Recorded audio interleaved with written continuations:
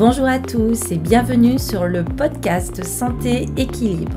Chaque semaine avec ce podcast, je vous donne des outils, des conseils, des astuces et aussi de l'énergie pour améliorer votre santé et aller vers un corps sain et un esprit serein. Je suis Martine Bosque, ostéopathe, praticienne de médecine chinoise, auteure et coach santé bien-être. Vous pouvez me retrouver sur mon site internet www.equilibrenco.com. Alors mettez-vous à votre aise, installez-vous confortablement et c'est parti pour l'épisode du jour.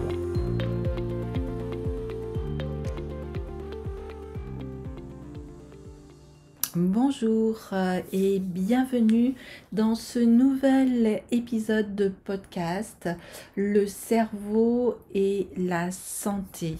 En effet, aujourd'hui, je voulais voir avec vous comment notre santé peut dépendre de celle de notre cerveau. Et j'ai découvert un livre très intéressant du docteur Eric Braverman, édité aux éditions Thierry Soucard, Un cerveau à 100%. Et pour ce spécialiste du lien corps, cerveau, esprit, la baisse de nos facultés physiques, intellectuelles, les troubles de l'humeur et la plupart des troubles de santé apparaissant avec l'âge peuvent s'expliquer par un déséquilibre dans la biochimie du cerveau. Et donc notre personnalité, nos émotions, mais aussi notre santé peuvent en dépendre. Alors, tout d'abord, allons à la découverte du cerveau. C'est un organe différencie les humains du reste des êtres vivants, c'est bien le cerveau. Et récemment encore, on pensait d'ailleurs que l'intelligence était liée à la taille de cet organe.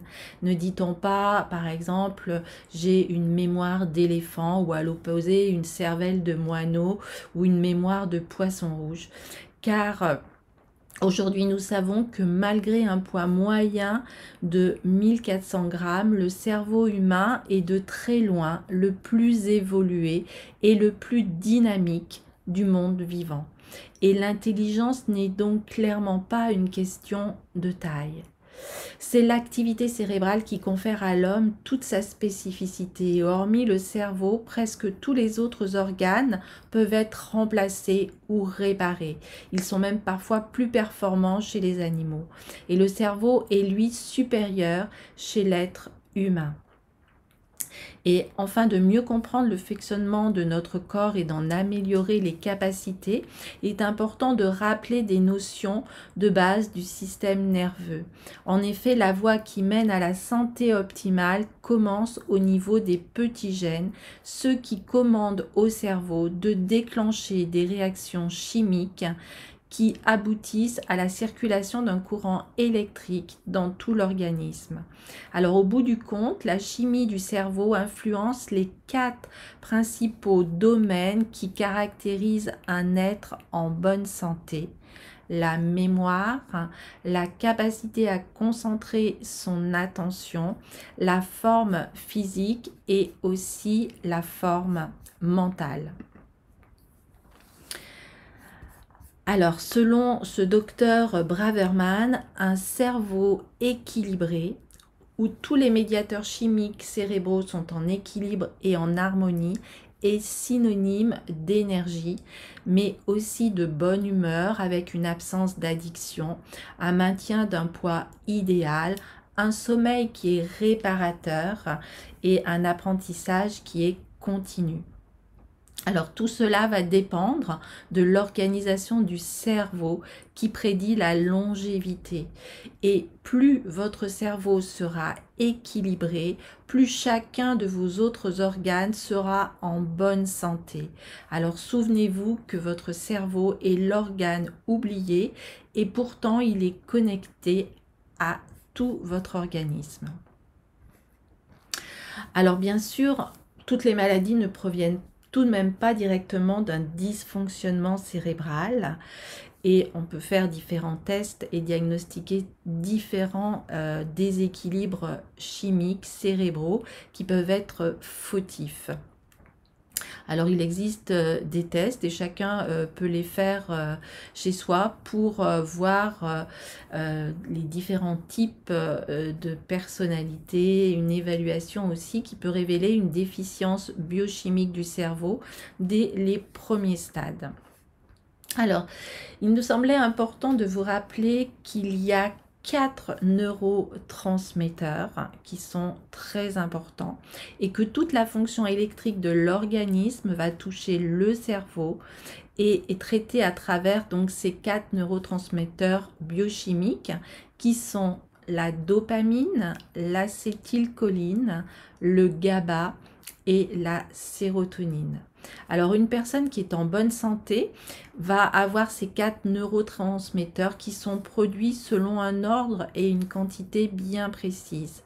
Et la plus infime déviation dans le cerveau a donc des répercussions sur l'organisme et le plus infime déséquilibre électrique peut aussi par amplification aboutir à d'importants troubles de santé. C'est pour ça que lorsque le cerveau devient incapable de traiter correctement les signaux électriques, il va y avoir un déséquilibre dans la production de ces neuromédiateurs et notamment de ces 4 principaux provoquant une carence en un ou plusieurs d'entre eux avec des effets qui peuvent être néfastes sur notre santé physique mais aussi sur notre santé mentale. Alors, la dopamine, tout d'abord, est considérée comme le neurotransmetteur du bien-être, qui est produit par le cerveau quand celui-ci veut se faire plaisir ou s'accorder une récompense à l'organisme. C'est aussi un intermédiaire dans la production de noradrénaline, neurotransmetteur de l'éveil, et un stimulant efficace de la production d'hormones de croissance. Alors, lorsque les neurones qui produisent la dopamine sont atteints, par exemple dans la maladie de Parkinson, les effets sur l'organisme peuvent être les tremblements incontrôlables, la raideur musculaire, les troubles de l'élocution, de l'écriture, de l'équilibre, la lenteur des mouvements aussi, et des carences en dopamine se retrouvent aussi fréquemment dans les états dépressifs et les troubles du désir sexuel. Alors, il y a un complément nutritionnel, le mucuna, mucuna prairien, qui est une herbe ayurvédique millénaire, qui éventuellement pris concomitamment avec un extrait de l'herbe tribulus, va contribuer à accroître la quantité de L-dopa qui va atteindre le cerveau. Le deuxième neuromédiateur est l'acétylcholine.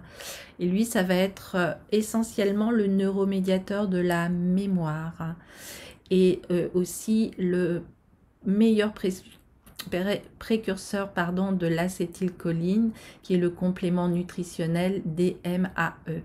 On va le trouver à l'état naturel dans le poisson, comme la sardine, l'anchois, mais il va sans dire qu'en cas de déficit, il est indispensable de le supplémenter.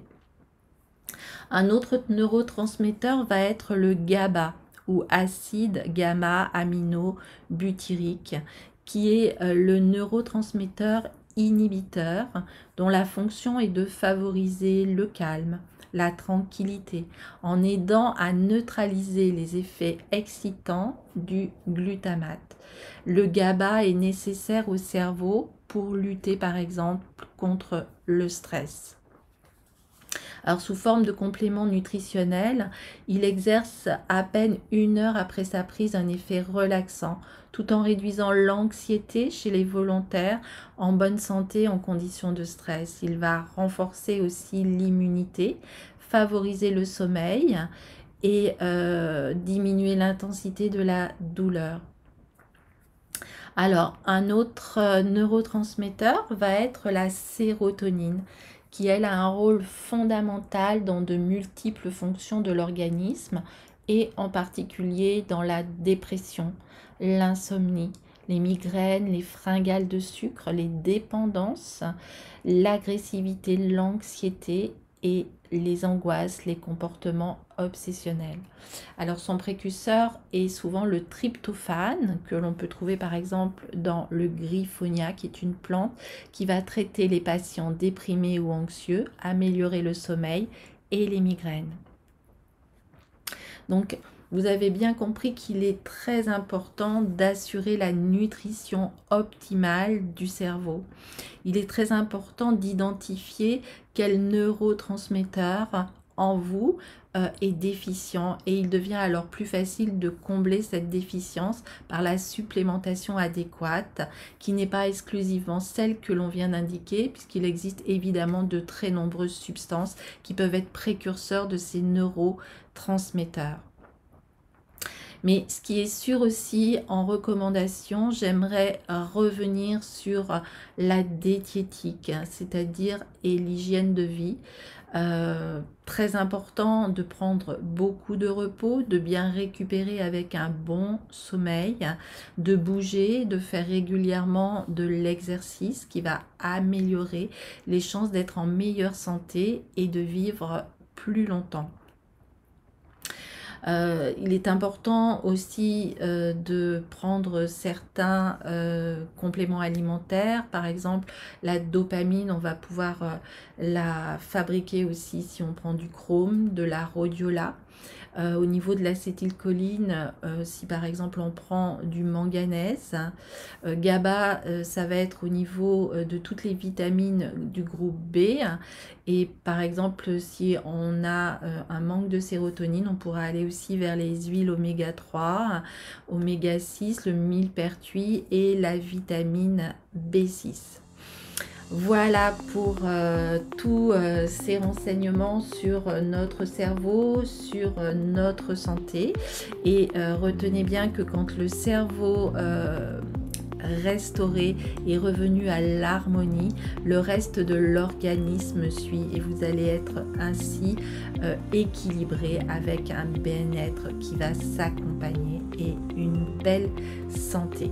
Voilà, prenez bien soin de vous et je vous retrouve très très vite pour un nouvel épisode. Portez-vous bien, bonne santé, belle énergie et vraiment un très très bon cerveau. Je vous dis à très bientôt, bye bye.